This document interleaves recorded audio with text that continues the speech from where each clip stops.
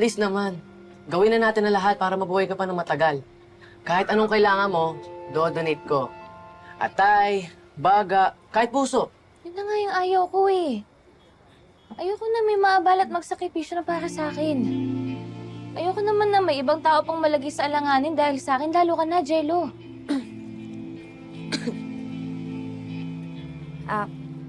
Lady, sorry Hindi ko kasi mapigilan na hindi magsalita eh. Alam mo, sa maiksing panahon na nakilala kita, pansin ko puro ka na lang na pagbibigay, pagsisilbi, lahat para sa iba. Eh, paano ka naman? Hindi ba yung pagmamahal, give and take? Ibig kong sabihin, hayaan mo naman sana yung sarili mo na tumanggap nun.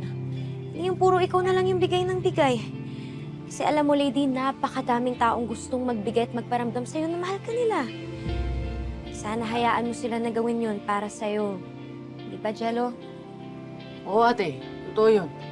At alam ko, ganoon din si Kuya Sig. Gusto ko lang namin alagaan para maramdaman mo na mahal ka namin.